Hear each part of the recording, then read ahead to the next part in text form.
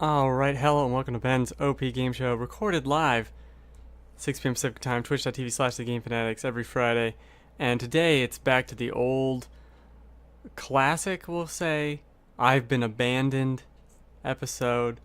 Everyone's likely sucked away by this very Octopath Traveler, and that's what I'm going to talk about briefly. It's going to be probably a shorter show of sorts, just since I'm tired, it's hot. I want to play more Octopath Traveler. That's really it. We'll talk about Octopath and maybe a little bit of Shining Resonance Refrain. If I can ever, for once, remember the full title correctly, because I keep wanting to, like, Shining Resistance. I'm a broken man. But we'll start with Octopath Traveler, a game that everyone's been excited for since they first showed off the Switch with this crazy art style that everyone loves. And I am the only person in existence who just does not find this art style that is not bad. I won't say it's bad, but it's just okay. There's something about it that I don't really like. That it's like, especially in the full game, I don't know if it'll be in this. This is footage from the demo version that they released, not the newest demo, the first one last fall. There's a lot of depth of field stuff. So in combining this old school Final Fantasy VI SNES style into 3D with lighting and 3D models and things, they've added a depth of field where a lot of stuff is blurry and it just doesn't look good. And a lot of the textures, the stuff that it's weird. A lot of the stuff that is textured is very poorly done and doesn't look visually appealing. Like, doesn't look like a Super Nintendo game, and it doesn't look good, so it just looks weird. And you got these cool sprite art characters and monsters, and then this drab flat grass, and then like 6 pixels of a weed on top of that grass that just looks so odd to me. It doesn't look bad. I really appreciate the style, and it's not displeasing to look at, but I don't get it. It's not wowing me over. That's really not why I'm interested in this game, especially after playing this first demo. It's really, and this is all any RPG is for me, it's really about the combat. It's always about the combat, and this break system, in addition to kind of a reimagining of the job system they've had in a pile of games, that does it for me. So I guess let's start with the jobs, actually. So each of the 8 characters have their own little quirk. I started off with Ophelia, who can have people follow her around, and then she can summon them in battle. So you can go to town, talk to a dude, realize like, oh, this guy's gonna give me healing buffs if I summon him on the field. Let me take him with me, and then I can summon him up to 9 times in a battle. Or 9 times across all battles until the 9 times is used up, not just in one battle. And then there's other people. Who did I just get? I got the wilderness lady. I don't remember names. It's like Karth or something. I don't know. We'll get back to no one's name later. Where she can challenge people in combat. Challenge people to combat, anyone in town. And in combat, she can capture monsters. Just like in the same way Ophelia could take someone from town and then use them in battle. So they all have their little uses in the town, in the field, and I really appreciate that. And as you get more characters, the systems start piling on top of each other in a way that is so much fun. And I love seeing it play out in the battles and just how it connects to the break system, which is essentially each monster might have 3 to 5. I haven't seen any fewer than 3, maybe 2. I haven't seen any more than 5 weaknesses. So, and they start off as just question marks. So if a monster, it's like this weird raccoon, and it has 3 squares next to it, and you don't know what they are. They're 3 question marks. So you're gonna attack it with an axe, and the axe doesn't do any special damage, right? But then you attack it with the sword, and one of those squares gets filled in, and that's one of its weaknesses. And each monster has a little number next to it, next to all those squares, that represents how many times you have to use its weakness against it before it gets its turn, like its next turn, erased, right? Because they are turn-based battles where you'll go and then another party member you will go and then the monster will go, and you can kind of see on a graph at the top how it's all going to play out. So if you're going to fight this squirrel monster, right, and you know if I hit it one more time with a break attack, it's going to break it, and it would be going next, it would be going right after me, but I hit it with this attack, then it's quote-unquote broken, it doesn't get to go on that turn, and then the next turn is also like a skip turn for it as well. So there's a lot of almost a rhythm to the fighting where you want to break this monster so that it doesn't get to go the next turn, and then break the other monster so it doesn't get to go, so that constantly nothing's ever fighting you and you're always abusing its weaknesses. And that, as I said, when you get more and more characters, starts expanding and becoming so much more fun, where, oh, now I have all these different types of weapons and elements and things to try and to see what causes them to break. And it'll remember, if you've defeated it before, it'll remember what you need to use. So it's always on that monster, and you're just constantly like, oh, hit this with that, hit that, shoot that with a bow, and then shoot that with a lightning attack, and then and it's so much fun to manage it all in each battle, and I've really enjoyed that. Now we get to bosses, which I think kind of take this to a ridiculous level, where it'll be, oh, I have 4 weaknesses, but it takes 7 hits to get me broken, and then I'm going to charge up my super attack, so you want to break it before it gets to that. And there's another system where you're building up these points, I forget what they're called, but if you don't spend them, you get another one, and they stack up to 5, and then you can stack up to 3 to attack 3 times. So if you have a sword, you can attack once, or you can buff it up with these points that you've accrued by kind of strategery, and do 3 attacks. So if that thing needs 3 sword attacks to break it, you can kind of time the battle in an appropriate way to where, like, oh, it's about to do its charge move, let me wait until I have my stuff ready so that I can break it and it won't get that attack off on me. And that also, those points also let you power up other things like healing spells or attack spells. The character I have that summons in monsters, I can power those up and then use them. Basically anything like that. You can't power up a mushroom, healing mushroom or something. There's no healing mushrooms that I've seen. But you can't power that up. You can't power up defend. It has to power up and attack. And I really like that. There's something so much fun about this battle system. I think that's where it really shines to me. I just love wandering around this world. The encounters aren't overly long most of the time, and they're not super frequent to where you feel like you can't get anywhere in the maps.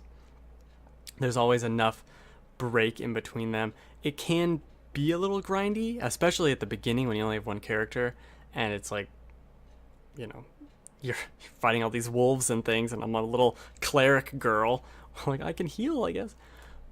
So it can be a little grindy in that respect. And even later on, I played about 5 hours of it, so I'm not super far into it.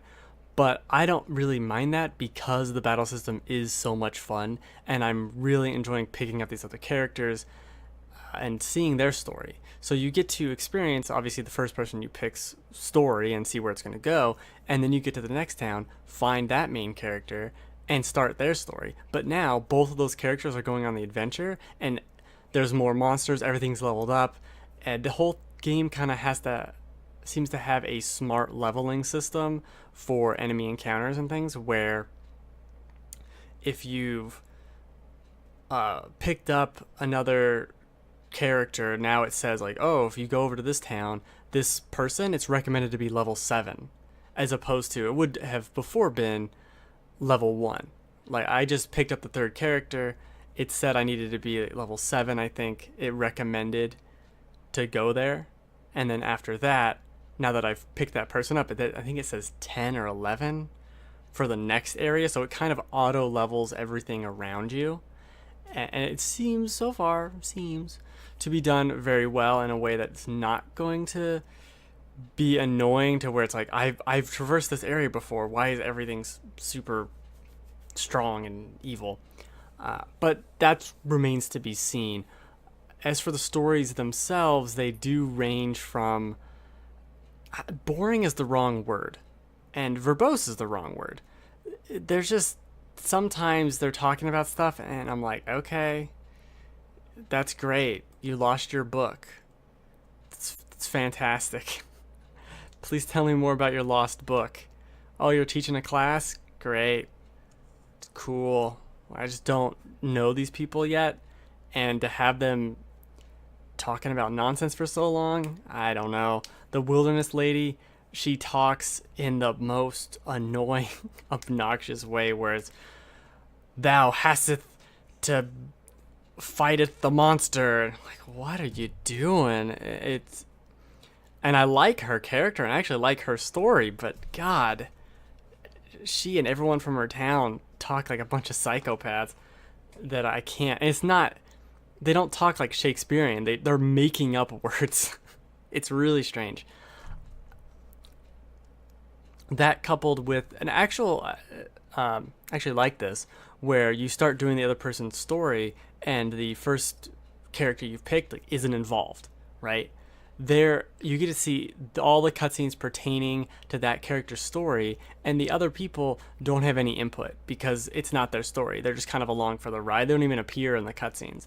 And you know, part of me is definitely missing the, oh, I picked up this party member, and oh, how are they going to react to this? Like, yeah, that guy stole your book. React to it. Have a thing. But at the same time, by the very nature of it being so open and you picking one of 8 different people and going any direction you want to go, picking up a party member if you want to, not just ignoring them if you want to, you can't make it to where every character could have these branching dialogues with all these different other characters. There's kind of, it would be unnecessary, like an unnecessary amount of work to really put all that effort in to make it to where Ophelia has extra lines for this wilderness person, and then if you get them in chapter 3 they have different dialogue for that. So I understand why it's completely separate, and I do like that. It allows the main stories for each of the characters to have its own voice and to just be carried through. It's not going to have anything else muddling it in the way. They're going to be their own, this is your X amount of hours story. Here we're going to tell you. It's not going to be, oh, this person's side story. Yeah, you said he was one of the 8 people, but it was like 3 hours and it wasn't very good. Like, no, they're all going to be its own little RPG. And I think that's so far seems like a wise decision, even if, to circle back to what I said, it's not the most amazing stories, I guess, of the ones I've picked. I did Ophelia, which is the white mage, and she's going on kind of a religious quest to light these flames in other churches. And then the hunter wilderness lady, who is after her, I was going to say master, but that's not quite right. Her person who trained her, I guess, who knows a bunch of stuff about hunting and went to hunt this thing and never came back. Has been gone for a year, so now she's going after him because his pet dog came back. I'm like, oh, that means he's in trouble. Old Yeller, whatever.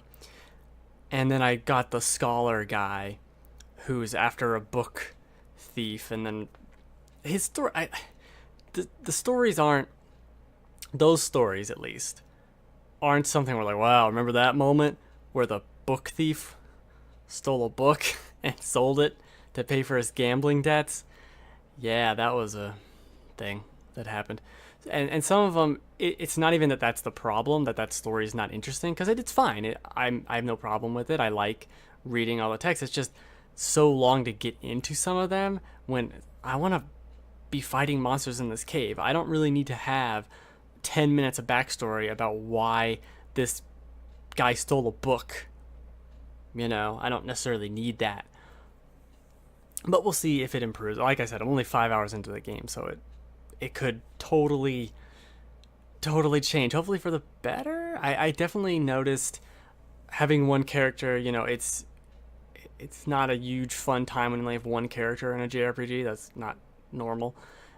Getting the second one was such a revelation with the combat and all the different moves she brought to the table that complemented Ophelia's moves, and then having the third member and all of that, and I know getting the fourth one is going to be that again, and then I know there's going to be picking a subclass for these people, there's leveling up skills, there's all these other things you can do. I'm super into that.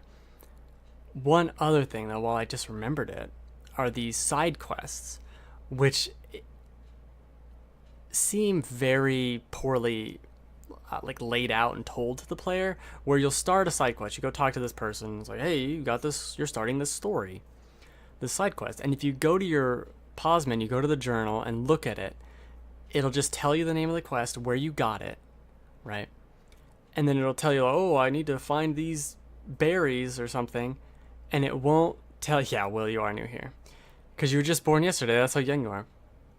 I need to find these berries to complete this quest, and it won't really tell you, it won't even tell you berries. I got this one quest that said, oh, I need to make a recipe, and when you talk to the guy, he's like, I need 5 herbs and 6 eggs, or whatever.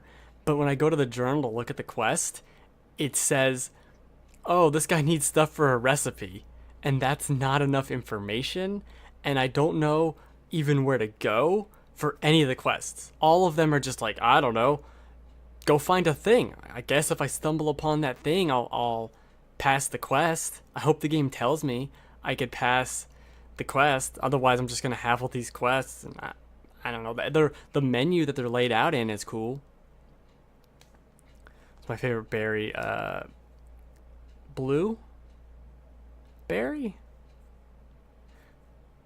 Dabba dee dabba da. This feels like a trick question. Well, it's my favorite berry, but I really do like the game. There's a lot of things to nitpick, but they're not problems necessarily just yet. They're just things that are, this could be better, but I still want to play a lot more of this game and see where it goes, and what is hopefully not actually a 200-hour RPG or not even a 100-hour RPG, but probably closer to like a 60-hour RPG.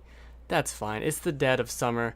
There's nothing really else going on in the summer right now, so we can do that. Blueberries are good, but overrated, to be honest. I was just picking a berry, to be honest with you. It was just a random berry. It was not the be-all, end-all of berries here.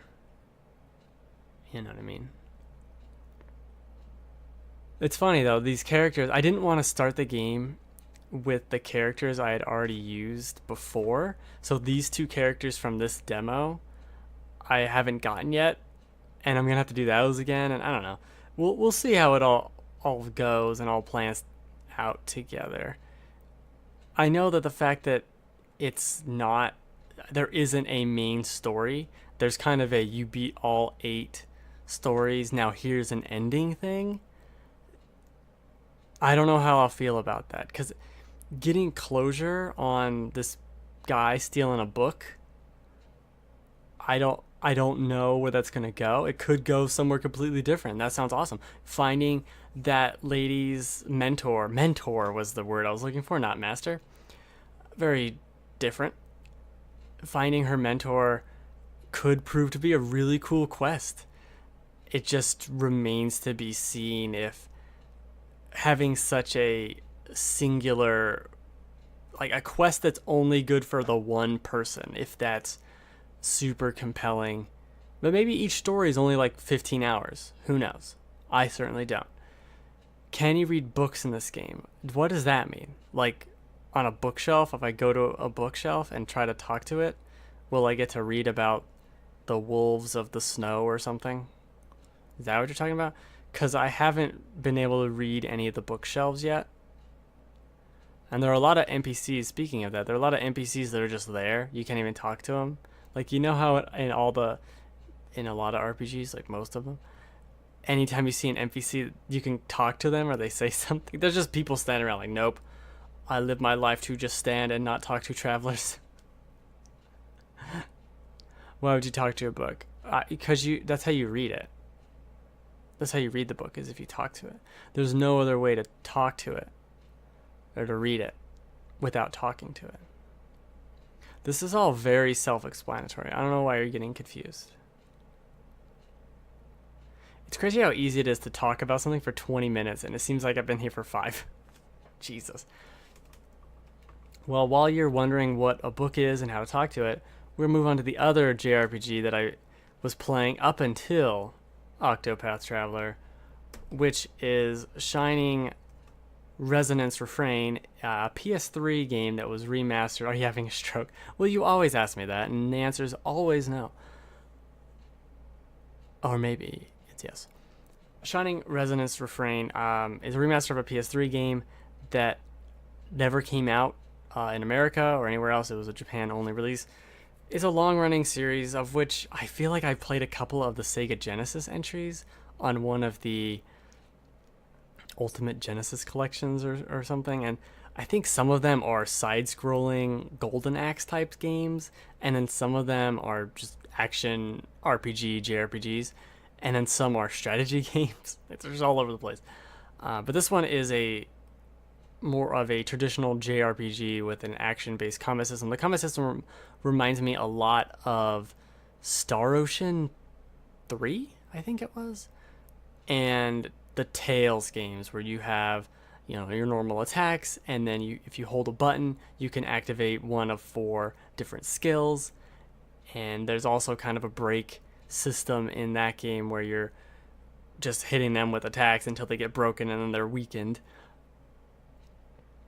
How could you describe yourself so I can imagine you? Just with no clothes. Just like with just so little clothes. Just an exhaustive lack of clothes.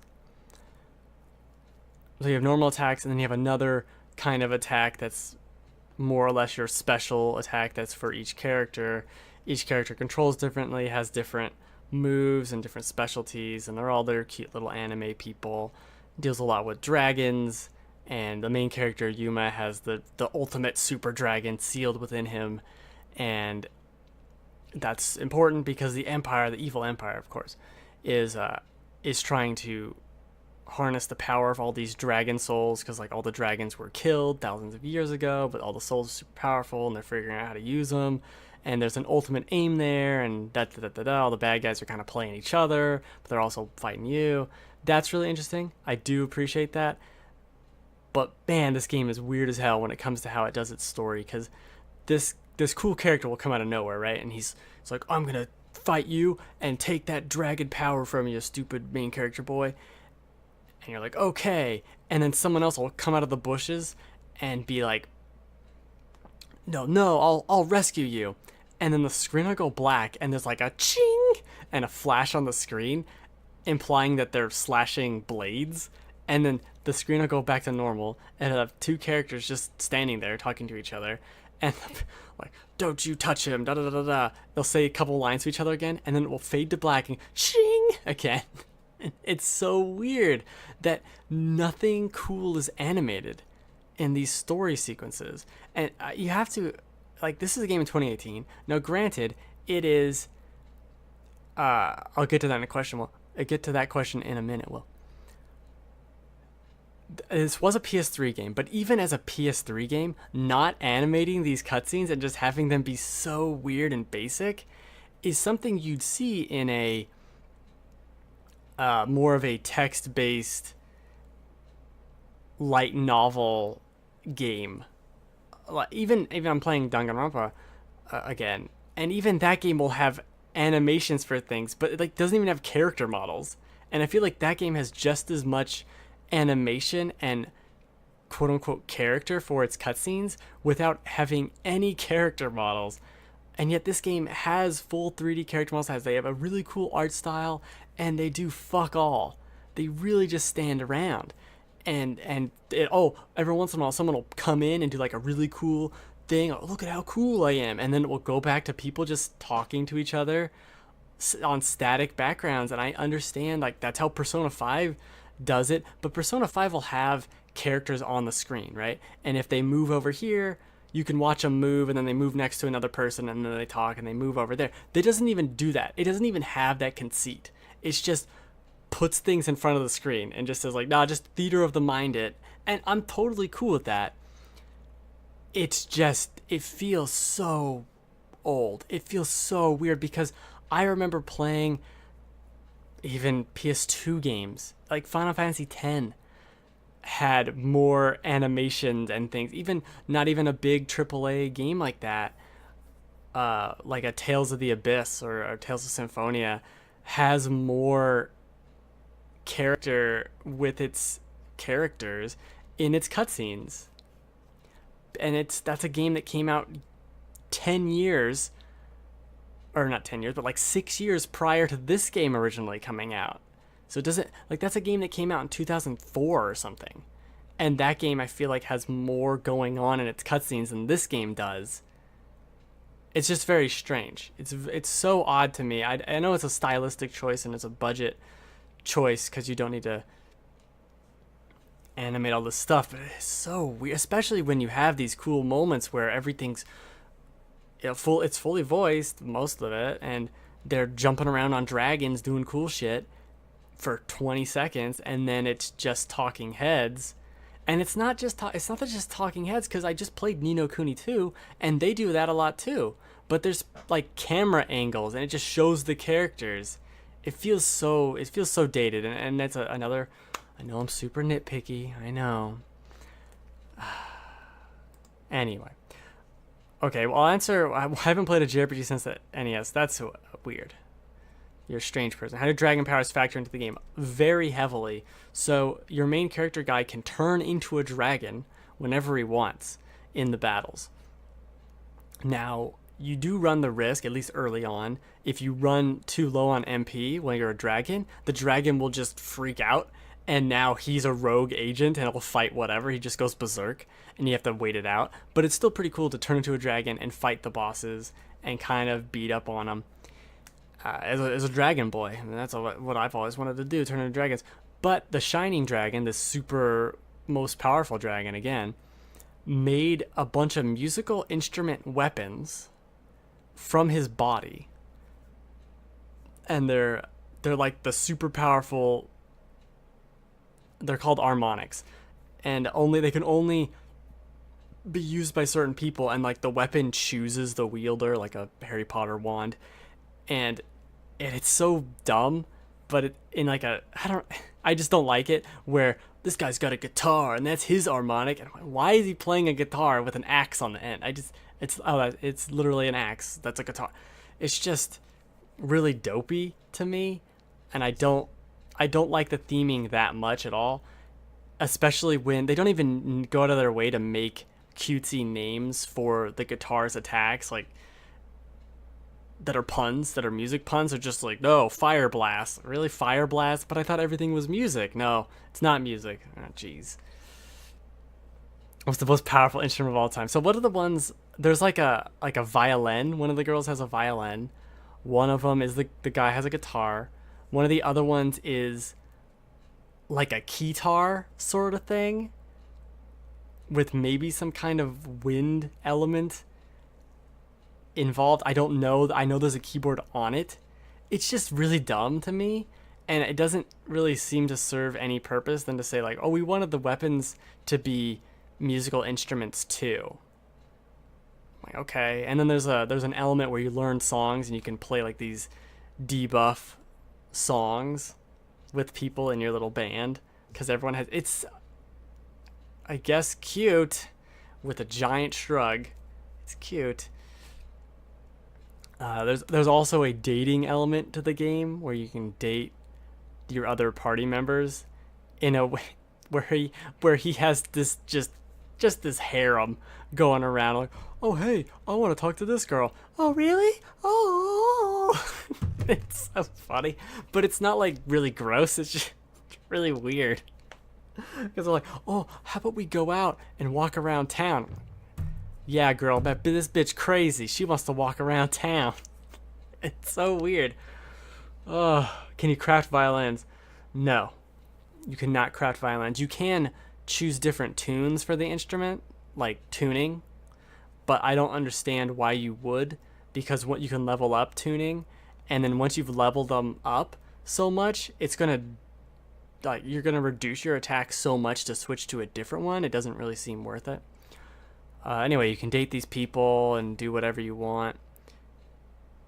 What's the other? I really do like the combat in this game. Is going back to Octopath. Octopath, I think, has a better combat system, but this is a different style where it's totally, free roam. You're running around doing your attacks. Every enemy is on the overworld. You run into them to start the battle, and then you go from there. I will say it's very repetitious, where you're going, not only are you going into the same areas over and over and over again, and there's no fast travel, you're always starting from the main town and going out to where you need to go and then going back, or fast traveling back to the one town, but you can't fast travel out of town, at least at any point I saw. So you're going through the same areas, you're fighting the same monsters the entire time, and I really like, as much as I like the combat, God, I fought this weird kiwi bird like 17 times in the last hour. I don't need to fight the weird kiwi bird. It also has a strange issue where a lot of the bosses are dragons, and that just makes them all feel like dragons. And then a lot of the bosses are repeats. A lot of the bosses don't feel balanced quite in a way that makes sense to me, where especially early on, it was like, Jesus Christ, why are these boss fights so much harder than the rest of the game? It just doesn't make any sense. Right here is why I think Octopath Traveler looks ugly sometimes. Look how nasty that background is. Gross. So I'd be fighting these bosses early in the game, and it's just like, why does this guy hit me twice and I die? And I was just doing fine with normal enemies. And then later on, it'll be like, oh, this is a cool strategic fight against me and this giant soldier man who's not a boss, he's just a big enemy. And then I fight the boss and it's over in 20 seconds. Like, well, what happened to the boss? Why is everything so uneven? And that happened throughout, where I had a boss fight that wasn't that bad. It was a pretty normal boss fight, didn't need to use any healing items. There was a boss fight again right after it. Same deal, not that big of an issue. I leave that area, walk 2 areas over, fight the next boss, and it's incredibly hard. I'm like, what the fuck happened? Did you expect me to level up and grind? You put the next boss like 2 screens away. Am I just supposed to grind right here? I just don't. Especially when I've been in this stupid desert so many goddamn times, and you're making me walk back and forth to the same places over and over and over. It's like, God, this could be told. Maybe I could just set the game to easy and just cruise through it. Maybe I'll do that. Just cruise to the end, because I like wailing on enemies with that combat system, but I do not need to fight any more of those weird dodo birds. Do people in Japan say all roads lead to Rome? Let's hope so. Because definitely in that game there is that one town, all roads lead to the one town, which doesn't seem very good for their war they're fighting. I guess it's very unclear to me if they used to own all the land outside of that town, or if that town's just really big, but I don't need to travel over there, so I'm traveling on the mainland. I'm not sure. And you know what? I don't think I'll ever know. But I like the game fine. It's just not. I don't know. It's just okay, right? It's just it's not bad. It's not great. It's good. It's fine. And I didn't beat it. I played like 15 hours of it, and 15 hours of the same. Like, you'll leave town, you go to this plains area. And these areas also that you're going through are really tiny. So you'll go through the plains, and then a little cave, and then another little cave, and then the desert. And then the desert will lead to another desert area, and then this mountain. And then the game will ask you to go back through the plains, and then you go to another plain, and then you go back to the cave. It's like, fuck, God, why am I in this stupid cave all the time? And I don't know. The good combat system can only get you so far, game. It really can. I do not need to go to these silly caves all the time. Respect my time. It's weird. It's very weird. It's definitely for a very particular set of people. And even grinding, I feel like takes too long. You can do these little optional dungeons to grind, but it's not like you're going to be leveling up super quickly. I feel like, 16 hours in a game and I'm level 40, feels like I've leveled up a lot, but I don't know. Everything's kind of all over the place with that. There's also no equipment, so it's not even like, oh, I'll grind for some money and then buy the best armor. There's no armor. There's no armor in the game. There's no armor. There's the one weapon, and then you can change its tuning, but that's it. There's other little stat boosts you can get on your weapon that'll 10% to defense or 10% to HP, stuff like that, but nothing too super crazy. Have you ever been in a cave? Be honest. They did change the UI for this game. Yes, I have been in a cave, but it was a long while ago, but I have been in a few caves. Not like this. This game presented, the way it presents its caves is more just like I'm going into a large hole where, because when you think of a cave, you think of something that's maybe has a 10-foot ceiling, maybe. But this cave, 30-foot high ceilings, it might as well just be any other place. It might just be a cloudy field, right? Because it doesn't feel like you're going into something, a cavern. There, is that what you wanted? All you needed to know about caves? That's the extent of my cave knowledge, because I don't even remember what cave I went into, but certainly was a cave. Unless I just imagined it. It's quite possible that none of this ever happened. And there's did I mention the dragons? I mentioned the dragons, I'm sure. So that's Shining, Resonance, Refrain. I think it's weird too, because Octopath I think just succeeds in having a more interesting setup that gets you into the action and has a much better battle system than Shining.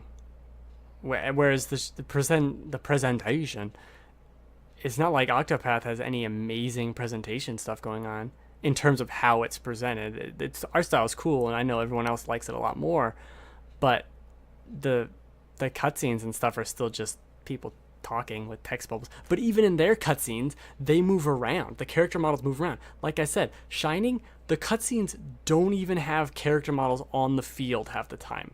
Like, they're just in your imagination. And I guess they're moving around. I don't know. Sometimes they fight and you get to see the swords clash, but most of the time the screen just goes black and it's a ching noise. Okay, we're fighting, I suppose. And they'll do these things where this guy spent hours hunting you down, right? And he wants to see you use the full power of the Shining Dragon, and so he knows how powerful it is, and he can kill it. And then you do this thing and show your power to him, and he's like, "Oh, okay, well, I'm gonna let you go now." Like, what? Your entire point of existing in this game was just to be evil and take the power, like try to capture him or kill him. And now that you've seen, you're just on the fly, like, oh, well, I tested you. You're good now. All right. Like, that was weird as hell. This is the cool thing about Octopath, is these large-ass bosses that are normal people. These grotesque monsters.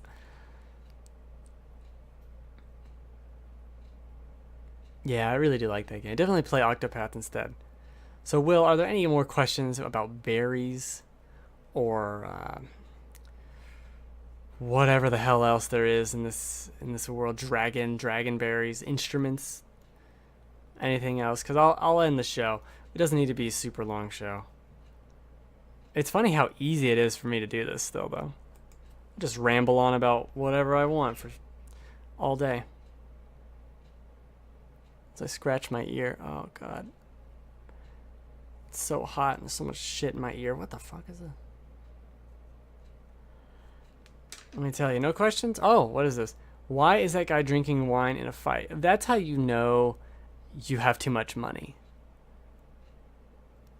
When you're so opulent, you can't take a second to just fight someone else. You believe yourself so high, so above this common woman, that you don't care. You know, you're just gonna sit there on your giant ass chair, on your literal giant ass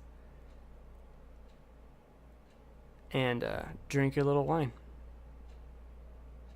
I forget what he was doing to her, but I believe it was kind of exploity in a creepy sort of way. All right, look at the guy. The guy's very clearly not on the up and up. And that's besides the point that he's a fucking 20-foot tall troll person. Right. Oh, did I die? I did die. Yeah, I had to redo that fight. Blah, blah, blah, blah, blah, blah. That's the one thing I will say about Shining. You can die in any fight, and it'll just let you retry. I appreciate that.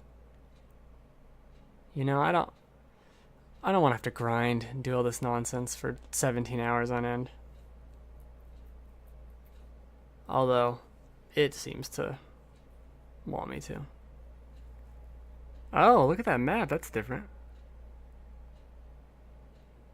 Hey, doofus, get the shit off the map. I'm trying to see the map. No, I guess it's the same. Who knows? Alright, that's the show. Every Friday, 6 p.m. to Twitch Pacific time. Are you going to stall for 20 minutes? I'm wrapping up. Well, I was doing it. You just distracted me. My video is also ending, so it's perfect. Every Friday, twitch.tv/thegamefanatics, 6 p.m. Pacific time. Usually with other people, and we're going to chat about whatever. Show might be changing to a little bit of a different format again. Maybe a different time, so that I don't get abandoned so frequently. All alone, all sad. So sad and alone. Just so sad and alone. Alright, thanks for hanging out, Will. Try to not lie about your age again. That was bad. That's a bad thing. Don't do that. Do not do that.